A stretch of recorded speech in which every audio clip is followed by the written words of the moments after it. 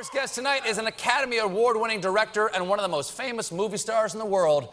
He's returning to directing after 10 years with the new film Hacksaw Ridge. Ladies and gentlemen, please welcome Mel Gibson.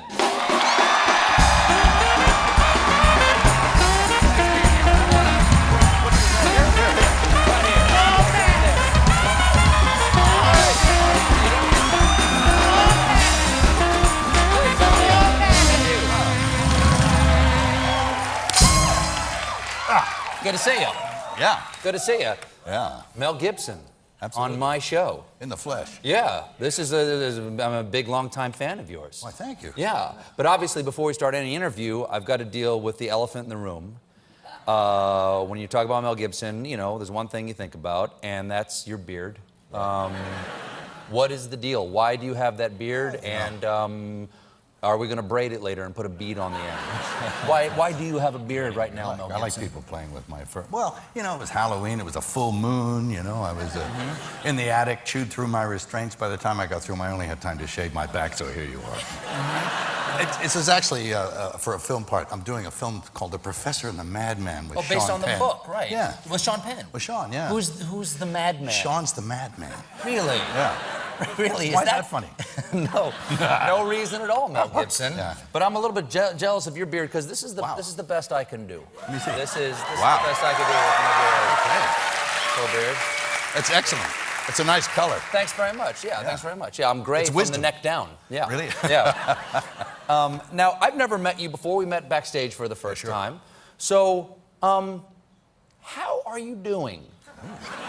You had some rough patches over the last 10 years. A rough patch. And how was that? Yeah, not my proudest moment. Not my proudest moment, Stephen. But, you know, 10 years go by. Yes. I worked a lot on myself. I'm actually healthier and happier than I've been in a long time, so that's cool. And I'm fortunate, you know. How are you fortunate? Well, I get to do what I love to do. Yeah. I get to do that. I'm grateful. I get to tell stories. So it's good. Now, you're a Catholic and I'm a Catholic, and one of the tenets of the faith that I was taught is that suffering is a good thing. Yeah. Did you, I'm honest to God, do you think there's any value to the suffering? Because you went through some suffering over the last 10 years, I imagine, Everybody for sort of being like a pariah in some circles for what you did. Is there any value? Did you learn anything from that, and did you become a better man in any way? Yeah, gravel rash suffering. Well, less time on the meat rack after it's all done, right? I don't know what that means. That must be Australian Catholicism. What is less time in the meat rack mean? Meat rack in another realm. Well, like purgatory. Yeah, that's it. Oh, okay. Temporary suffering before we have the presence of God. Temporal punishment before the main course. Was there a moment when you thought, okay, I'm going to get through this? Yeah. What was that moment, Mel Gibson? What was that moment? Was there a moment you can say, okay, this is going to be okay? People are going to accept the apology and we're going to move forward. Just when I apologize, I think. Really? And you know, of course, you take a hiding, and that's okay. But it's interesting. You say you took to hiding? No, you take a hiding. Oh, you take a hiding? Take a beating. Okay, yeah. Okay. So, you know, you take the shots. Yeah. You try not to yell too much. You be manful about it. Yes. You know, don't, react too much. But it's interesting. It's a moment in time. It's a pity that one has to be defined with the label from, having a nervous breakdown in the back of a police car on a bunch of double tequilas, but that's what it is. Right. Now, this is not, that moment shouldn't define the rest of my life. So, no, I don't believe any person, no person,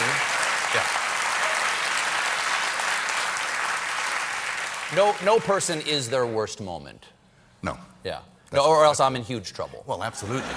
Yeah. Huge trouble. And, the other thing, too, is there's no action I've ever, that ever supports that label they put on me. So it's just not who I am. So. Do you ever look at Donald Trump and say, how come I had to apologize and he might be president?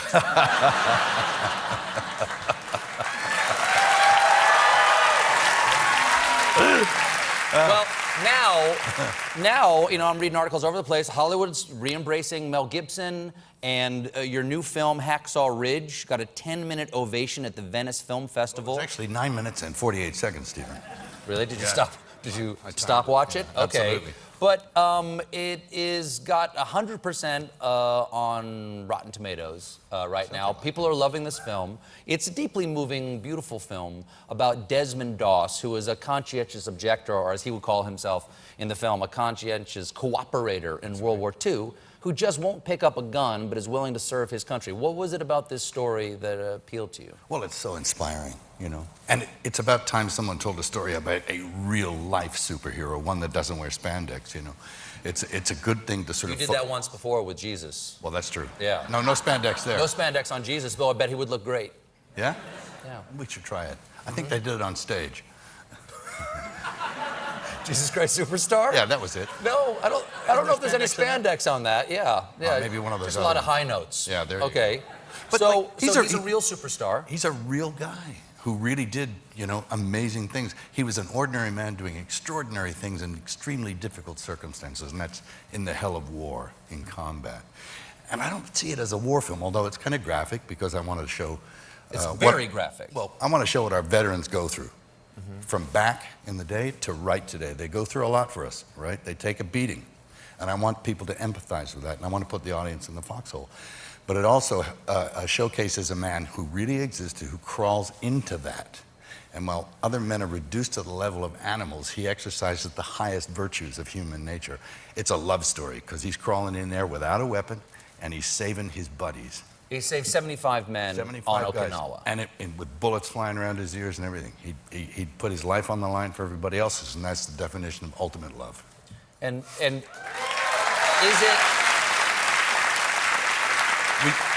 If he was around today, I'd want him to be president. I'm sorry, what was that? If he was around today, I'd want him to be president. Neither of the people running for president have any military service. That's interesting. That used to be sort of something that we expected of someone running for the highest office in the land, because they're the commander-in-chief at the end of it. Yeah, I guess so. You say it's a love story, and you say it's not to glorify war. Do you think there's any worry, no matter how you tell the story of war, that just it being a movie glorifies it in some way? Because what the camera points at makes it beautiful in some ways. A lot of thought goes into how to make it look good on screen, and you can't help but glorify it because it becomes entertainment. Sure, I guess you want it to be cinematically compelling. Yeah. But at the same time, if you juxtapose who that man is and his convictions and his faith, he goes in on with nothing but faith. I think having it be like that sort of highlights the higher nature of the film. So it's, you know, for me, it needed to be that way. That's how I tell stories. 75 men, did all the things depicted in the film, did he really do all of those things? He did those things. In fact, there were things he did that I couldn't put in the film because no one would believe it. What do you mean? Well, he did actually step on a grenade to save his buddies, right? And he took shrapnel, and they put him on a stretcher, and they dragged him off. And then he saw a guy who was wounded. He jumped off the stretcher, treated that guy, put that guy on the stretcher, and said, take him first. And then he crawled back 300 yards, and he got shot full of holes by snipers and stuff. So it was, you know, it's hard to even believe the amount of... And he was, of course, in the Philippines before then, in Leyte, in Guam. And he was already doing what he does over and over again. And Medal of Honor recipients, and he won one. Generally, they'll do something in a moment, but this man very consciously did what he did over and over and over again. And he is the only conscientious objector to ever receive the Medal of Honor. Well, he was the first. The first, okay. There have been others who he inspired that have since done the same thing. Well, we're going to take a little break. We'll be back with more Mel Gibson. Stick around.